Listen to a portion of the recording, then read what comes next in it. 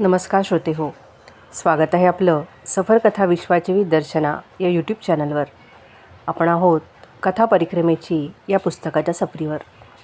मागील भागात आपण पाहिलं, अविनाशने लेखकाला प्रश्न विचारला, कुलदेवी कुळाचार हे सारं करावं की करू नये. याचं उत्तर देताना लेखकाने दिलेलं विवेचन. एकत्र कुटुंब फुटल्यामुळे चुली स्वतंत्र झाल्या. त्यामुळे मोठ्या भावानं कुळाचार करावा हे चालणार नाही. प्रत्येकानं करायला हवा, पण करताना तारतम्य विवेक पाळावा. घरातली स्त्री आता एकटी करणार, तिला किती दमवायचं. 2 खोल्यात सोळंओळं कसं पाळणार. वैतागत काही करण्यात अर्थ नाही.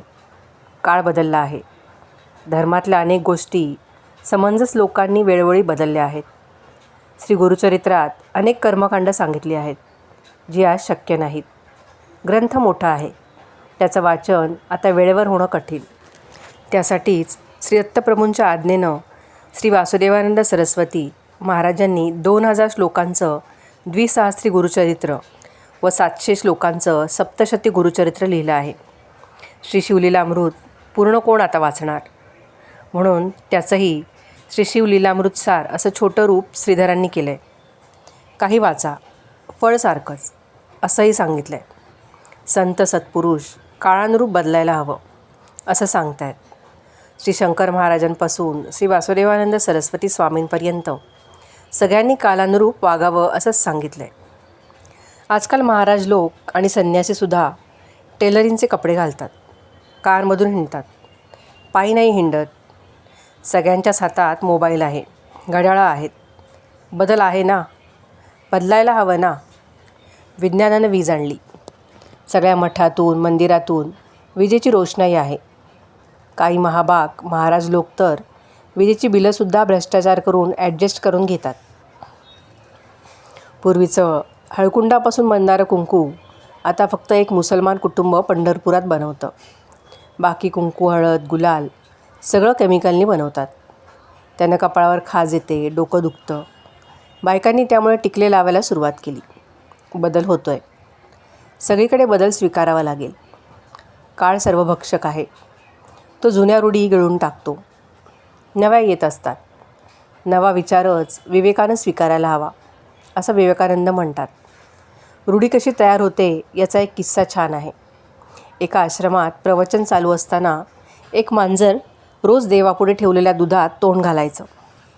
पेढे बर्फीला तोंड लावून सगळं उष्ट करायचं.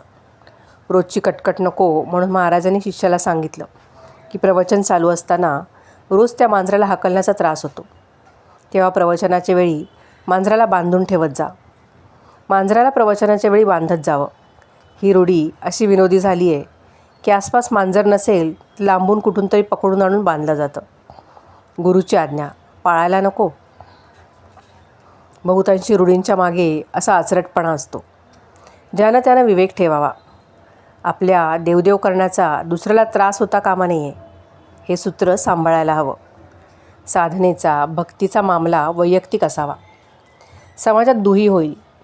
समाजात उच्च नीचपणाची दरी वाढेल असे सण समारंभ टाळता आले पाहिजेत. आपरभाव संपला पाहिजे. संतांनी जातीभेदाचा धर्मभेदाचा निषेध केला आहे. कोणतीही राजकीय प्रणाली इझम भेद राखतातच. कम्युनिस्ट पुढारी गाडीतूनच हिंडतात. कामगारांना गाडी कधी मिळणार. सरंजामशाहीचा धिक्कार करणारे समाजवादी म्हणणारे पुढारी आल्यावर मित्रांना उभं राहावं लागतं, याची लाज बाळगत नाहीत. तुकाराम बुवा भक्तांबरोबर चालायचे. रामदास सर्वांबरोबर फिरायचे. शंकर महाराज कुणाकडेही कुठेही राहायचे, जेवायचे. एकनाथांनी कधी भेद दाखवला नाही. संतांनी समाजाबरोबर राहणं पसंत केलं. धर्माचार्यांसारखा पालखीचा हट्ट धरला नाही. अध्यात्म वेगळं, धर्माचं कर्मकांड वेगळं. शेगावचे गजानन महाराज, साईबाबा, स्वामी समर्थ कुठंही पडीक असायचे. कुठेही दगडावर, पारावर, झोपडीत आत्मानंदात राहायचे. हे जमलं पाहिजे. कधी जमेल? अहंकाराची राग झाल्यावर. अविनाश म्हणाला, तुम्ही फार समजेल असं सहज आणि सोपं सांगता स्वामी, पण रूढींच्या गैर चुकीच्या विचारातून भाबडी माणसं भरडून जातात. खेड्यातूनच नाही, शहरातूनही भरडून जातात. देवाचं काही केलं नाही तरी आणि केलं तरीही अपराधाची भावना त्यांच्या कोंडमारा करते. देवाच्या संबंधी कुठल्याही बाबतीत अपराधीपणाची भावना ठेवू नये. श्री गुणवणी महाराज म्हणायचे, अपराधी भावना ठेवू नये, प्रार्थना करावी. देवाकडे, गुरुकडे दया, क्षमा, शांती असते. अपराधी भावना कशाला? मन स्वास्थ्य बिघडलं की शांती गेली. शांती गेली की साधना कशी नीट होणार? शांतीमुळे साधना नीट होते. साधनेमुळे शांती मिळते. आपण शांत राहण्यात आपला आत्यंतिक स्वार्थ आहे. कुठल्याही कारणानं तो स्वार्थ घालवू नये. मानसिक शांती ठेवावी. त्यामुळे हृदय धडधडत नाही. ब्लड प्रेशर कमी किंवा जास्त होत नाही. चिंता फक्त जाळत राहते. प्रश्न दुरुस्त होत नाही. लोक म्हणतात, टेन्शन फार आहे. फार आहे तर टाकून द्या. टेन्शन घेऊन प्रश्न दूर होत नाहीत. परिस्थिती काही बदल होत नाही. जर परिस्थितीत बदल होत नाही तर टेन्शन का फुकाचं घ्यावं? लोक स्वार्थी आहेत असं म्हणतात. मग टेन्शन टाकून आनंद भोगायचा स्वार्थ का भोगत नाही? सगळं हास्यास्पद आहे. कळतं पण वळत नाही. हे माणसाचं लक्षण नाही आहे, जनावरांचं लक्षण आहे. विचार कर रे अविनाश, म्हणजे विचारांच्या गुंत्यात नको अडकूस. विचारानं वाग. विचार करून वागणाऱ्याला मी सुशिक्षित म्हणतो. अविचारानं वागणाऱ्याला विचारवंत म्हणवणाऱ्या पडत मूर्खांना कुठेही, कधीही, केव्हाही फक्त आपल्या कृतिशून्य मताची पिचकारी टाकायची सवय आहे. संत आपली मतं फक्त सांगत नाहीत, तसं जगून दाखवतात. गांधींच्या बाबतीत मतभेद असतील, पण त्यांनी महारोग्यांची सेवा स्वतः केली. बाबा आमट्यांनी केली. शिवाजीराव पटवर्धनांनी केली. सेवा करा असं फक्त सांगितलं नाही, सेवा केली. यांनाही संत म्हणायला काय हरकत आहे? विचार वेगळे असतील, पण कृतिशील आहेत ना. नुसती साधना करणं उपयोगाचं नाही. समाजाला चांगलं वळण लावण्यासाठी स्वतःला गाडून घ्यावं लागतं. कर्मवीर भाऊराव पाटील, विठ्ठल रामजी शिंदे, महर्षी कर्वे, अण्णासाहेब पटवर्धन, अनुताताई वाघ, खूप जणं आहेत. हीच माणसं स्वतःला कामात झोकून देऊन काही चांगली कामं करतायत. त्यांचं संतत्व मान्य करायला हवं. राहिलेली कामं पुढे होऊन करणारेही आहेत. समाजात राजकारण्यांनी घाण केली आहे, पण सगळीकडे काही रखरखाट नाही आहे. कामं चालू आहेत. तरुण आहेत, तरुणी आहेत. साथी हात बढाना चालू आहे. साधुत्वाकडे वळणारे शिक्षित तरुण आहेत. रामकृष्ण आश्रमात संन्यासी होऊन समाजसेवा करणारे आहेत. तसे समाजातल्या तळागाळात जाऊन कामं करणारेही आहेत. अशा कामासाठी पैसा देणारी मध्यमवर्गीय माणसे आहेत. समाज त्यांच्या संत गतीनं चालत असतो. घाई गडबडीनं काही होत नाही. धीर धरावा लागतोच. साईबाबा म्हणतात, सबुरी हवी, श्रद्धा हवी. रस्ता दूरचा आहे, रास्ते अलग अलग, मगर मंजिल तो एक है. साधनेनं स्वतःचा उत्कर्ष करता येतो, मग समाजाचाही उत्कर्ष करता येतो, असं रामकृष्ण परमहंस म्हणायचे. आधी स्वतःला ओळखणं हेच अध्यात्म. जीव आणि शिव एकरूपच आहेत. फक्त त्याचा अनुभव नसतो, जाण नसते. ते अनुभवानं जाणणं हेच तर अध्यात्म. त्यात एवढं कठीण काय आहे? डोळे मिटा आणि आतून समस्त सृष्टीकडे बघा. एकच चैतन्य सर्वात भरून राहिलं आहे. भेद कुठे? म्हणूनच तुकोबा म्हणतात, भेदाभेद भ्रम अमंगळ. अमंगळ टाका की फक्त सर्व मंगल राहील. अविनाश म्हणाला, स्वामी जेवण तयार झालं आहे, बसायचं? म्हणजे काय? उदर भरणं नो हे जाणीजे यज्ञकर्म, असं म्हणत निर्लज्जपणे आडवा हात मारायचा. हर हर महादेव. बाबांनी थाळी तयार केली. खुश होता म्हातारा. म्हणाला, स्वामीजी आजही रात्री बसणार आहे साधनेला. खूप शांत वाटते अजूनही. पण तुम्ही काही पांघरायला घ्या. एवढ्या थंडीत तुम्ही लंगोटीवर राहणं आम्हाला पाहवत नाही. घरून मी कांबळं आणलं, ते पांघरा. सूचना चांगली होती, पण नाकारली. बाबा तुम्ही कांबळं आणलं आहे. उद्या दुसरे कुठे असेल, कोण जाणतंय. घराच्या बाहेर असाच ठीक आहे. पण तुम्ही किंवा इतरांनी कपडे घालायला माझा विरोध नाही. मीच बरोबर आहे किंवा माझंच म्हणणं मानावं किंवा मी म्हणतोय तेच योग्य असं माझं म्हणणं नाही. दुसऱ्यांच्या मताला मान द्यायलाच हवा. चांगल्या गोष्टीचा सुद्धा आग्रह, हट्ट धरू नये. मी वागतो ती माझी मर्जी, मस्ती. दुसऱ्याची मर्जी किंवा मस्तीची व्याख्या वेगळी असेल, ती मानायलाच हवी. आपल्या धर्मात सर्वांच्या मताला अधिकार दिला आहे. म्हणून तर भरपूर देव आहेत. ज्यानं त्यानं आवडीनं कोणताही देव घ्यावा. हरिहरात भेद नको. सहिष्णुता मत ऐकण्याची असावी. दुसऱ्याच्या धर्माची माणसं आपली मूर्ती तोडत असली किंवा अत्याचार करीत असली तर प्रतिकार करायलाच हवा. अत्याचार सहन करणं म्हणजे सहिष्णुता नव्हे, ती डॅश डॅश झाली. गीतेत सांगितले, योग्य हिंसा हीच अहिंसा. दुष्टांना मारणं म्हणजे हिंसा नव्हे. एखाद्या स्त्रीवर बलात्कार होत असेल तर तिचं प्रारब्ध ती भोगते असं म्हणून तोंड फिरवून बसणं म्हणजे सहिष्णुता नव्हे, तो भ्याडपणा आहे. दुसऱ्यांचं मत ऐकून घेणं, दुसऱ्याच्या विचाराचा आदर करणं ही सहिष्णुता आहे. सहिष्णुतेचा अर्थ आम्ही विकृत केला. म्हणून मुसलमानांनी अत्याचार केले, धर्मांतरं केली, मूर्ती फोडल्या, मंदिरांच्या मशिदी केल्या, शास्त्राचा धाक दाखवून, पुरोहितांनी पापाची भीती दाखवून लुबाडणूक केली. आम्ही फक्त सोसत बसलो. बाबा, तुम्ही तुमचा आनंद घ्या, मला माझा आनंद घेऊ द्यात. बोलता बोलता मी कुठे वाहत जाईन त्याचा भरोसा नाही. सब भूमी गोपाल की. कुठेही चरावं, कुठेही फिरावं. तसं कुठलाही विषय काढला की बोलावं, काहीही बोलावं, कसंही बोलावं, कितीही बोलावं, पण नकळत अध्यात्मापाशी यावं. हेही साहजिकच. कशात काही कळत नसलं तरी विचारवंत म्हणून घेणारी जमात कुठल्याही विषयावर अधिकृत म्हणून काहीही बोलते. मला कशातलं काही कळत नाही म्हणून शक्यतो कशावरही काही बोलत नाही. मात्र अध्यात्मावर, साधनेवर बोलतो. मी काहीही सांगितलं तरी अविनाश ऐकणाऱ्यांनी विचार करून स्वीकारलं पाहिजे. प्रश्न विचारावे, शंकेचं निरसन करून घ्यावं.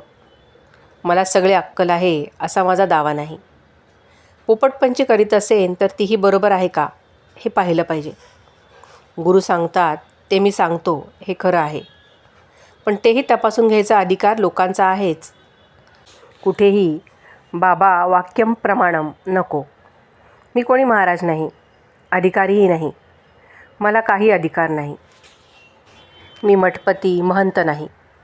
एक साधा शिक्षित साधक आहे. ज्या पद्धतीनं साधना करून मला अनुभव आला आहे ती साधना मी लोकांना सांगतो. लोकांना अनुभवही येतो. यात माझं काही नाही.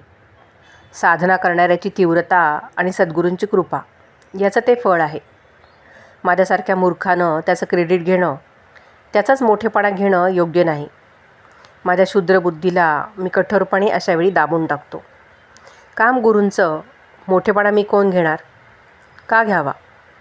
साधकासाठी गुरूनं, साधकांनी आणि गुरूंनी घोळ घालावा. माझा काही संबंध नाही. बोलता बोलता जेवण झालं. जठराग्नी शांत झाला. कबीरजी म्हणतात, पोटातल्या कुत्र्याला त्याचा तुकडा द्यावा, म्हणजे साधनेला आपण मोकळेपणी सामोरे जातो. रामकृष्ण परमहंस म्हणतात, रिकाम्या पोटी तत्त्वज्ञान सांगून काय उपयोग. पण पोटावर अत्याचार नको. रात्री तर 2 घास खावेत, म्हणजे रात्रीची साधना छान होते. हे ज्यांनी पाळलं त्यांना साधनेची मस्ती अनुभवता येते. भरलेल्या पोटानं प्राणायामाच्या क्रिया कशा होणार. म्हणून साधू लोक रात्री थोडं दूध किंवा फळं खातात, किंवा घासभर पोहे किंवा 4 भाजलेले शेंगदाणे. थोडंच खावं हे बरं. जेवल्यामुळे थंडीची तीव्रता वाढली.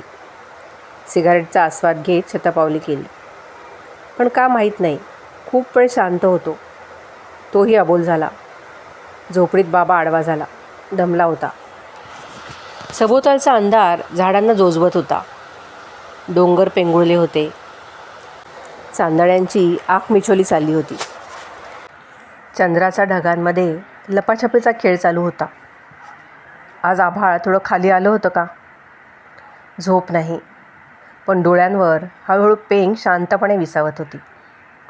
पेंग आली की मी चेष्टेत म्हणतो, तुर्यावस्था आली आहे. तुर्यावस्थेत विरघळलो. हिमालयाच्या कुठल्या तरी गूढ गंभीर उबदार गुहेत मायेच्या मांडीवर गुडूप. रात्री अंदाजे 2ला जागा झालो.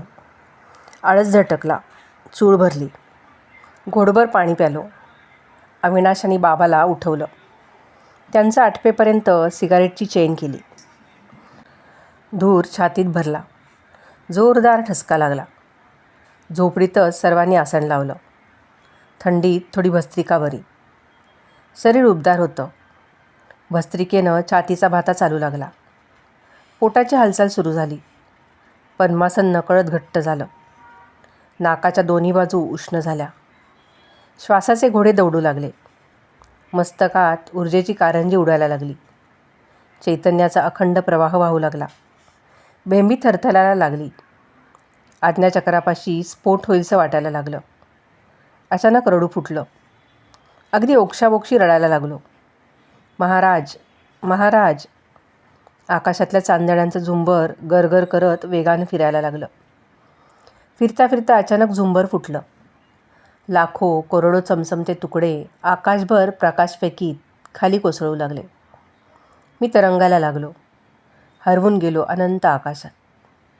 भोवती झुंबरांचे लखलखीत प्रकाशणारे स्फटिक. पहाटेची चाहूल लागली. कोवळे सूर्यकिरण अंगावर येऊ लागले. पहाटेचं धुकं विरघळायला लागलं. झाडांची पानं दवबिंदूंनी न्हावू लागली. पक्षी शिळा घालू लागले. सृष्टी न्हात होती. निराळी आकाश भरून हसत होती. अविनाश स्वस्थ, शांत, निरागस बाळासारखा समोर हसत बसला होता. बाबा हात जोडून उभा. भानावर होतो नव्हतो. अविनाशनं पायावर डोकं टेकवलं. अचानक त्याला हुंदका फुटला. खूप वेळे त्याला मुक्त रडू दिलं. बाबांनं मोठं प्याला भरून चहा आणून दिला. बाजूला बसला. डोळ्यातून पाणी ओघळत होतं. मुसमुसत बसला. खूप वेळानं अविनाश उठला. बाबा म्हणाला, स्वामीजी, खूप शांत वाटतंय. अंदाजे तासाभरानं उठलो. मग झोपून गेलो. आतून हवी हवीशी वेदना होत होती. गळा भरून येत होता. हसत हसत रडत होतो. रडता रडता हसत होतो. फक्त आनंद उपभोगत होतो. असला अनुभव कधी घेतला नव्हता. अनंत उपकार आहेत आपले स्वामीजी. बाबाची सात्विकता उसळून येत होती. व्याकुळ होत होता. काय नक्की होतंय कळत नव्हतं. पण आनंद छातीत भरून राहिला होता. साधकाची ही चांगली स्टेज होती. ही स्थिती इतक्या लवकर येत नाही. पण काहींच्या बाबतीत काही अशक्य नाही. अविनाशला मात्र तो डंख जाणवला होता. कांदा फुटावा अशी त्याच्या हृदयाची अवस्था होती. शक्तिपाताचा झंझावात तो अनुभवत होता. तरुण होता. तळमळ होती. एकदम आकाशाला मिठी मारावी वाटत होतं. आणि साधनेचा बेबाम वेग त्याला झाड उपटून फेकून द्यावं तसा अनुभव देत होता. आश्चर्य काही नव्हतं. पण इतक्या लवकर झंझावाताचा झटका बसेल अशी त्याला कल्पना नव्हती. तो झोकून देत होता. सद्गुरूंनी कृपेचा झोत टाकला होता. झोत कसला, विजेचा लोळच. आतल्या शुद्रतेला झाळून भाजून टाकणारी प्रखर विजेची आग. सगळं भस्मसात करायला कोसळणारी वीज. अंतर्बाह्य आगीतली होरपळ. अशावेळी साधक आपली व्याकुळता आवरू शकत नाही. रडू येत नाही, फुटतंच. अशावेळी रडण्याचा आवेग आवरणं कठीण. मनसोक्त रडून घ्यावं. सगळी मनाची व्याकुळ घागर रिकामी करावी. मग फक्त आनंदाच्या तरंगात, लाटांवर काडी तरंगावी तशी अवस्था भोगावी. नित्य निरंजन. अविनाश म्हणाला, स्वामी, तुम्ही रात्रभर विलक्षण आनंदात दिसत होतात. चेहऱ्यावर विलक्षण तेज होतं. ताठ पद्मासनात घट्ट. तुमची मान मात्र पूर्णपणे मागच्या बाजूला झुकलेली. ते दृश्य बघून अंगावर शहारे आले. अंदाजे 2-2.5 तास मी साधनेत होतो. पण तुम्ही म्हणता त्या साधनेतल्या मस्तीच्या लाटांवर लाटा येत होत्या. त्यामुळे आत्तापर्यंत त्या मस्तीत दंग होतो. विलक्षण अनुभव येत होते. तुम्ही म्हणता 1000 प्रश्न विचारा, विषय समजून घ्या. माझी खात्री आहे तुम्हीच माझे गुरु आहात. तुमच्याकडूनच मला दीक्षा झाली आहे. तुमच्या सद्गुरूंच्या साक्षीनं खरं सांगा, तुम्हीच दीक्षा दिली आहे ना? माझा विश्वासच आहे. एकदाच खरं खरं सांगा प्लीज स्वामी. त्याचा व्याकुळ स्वर टाळणं शक्य नव्हतं. सत्य कठोर असतं. सत्य अडचणीचं असतं. सत्य अग्नीसारखं दाहक असतं. सांगावं की नाही, का सांगावं? टाळून पुढे जावं तर सत्याचं काय? अविनाशला दुखावणं मला आवडलं नसतं, पण दुखावण्याशिवाय पर्याय नव्हता. शांत बसून राहिलो. अविनाश अस्वस्थ होता. बोला ना स्वामी. चल अविनाश, स्नान करून घेऊ. उठ. अविनाशनं कपडे घेतले, पण म्हणाला, स्वामी प्लीज सांगा ना. तुझं उत्तर तुला मिळेल. अविनाश निश्चिंत रहा. चलो. छान आनंदात होतो.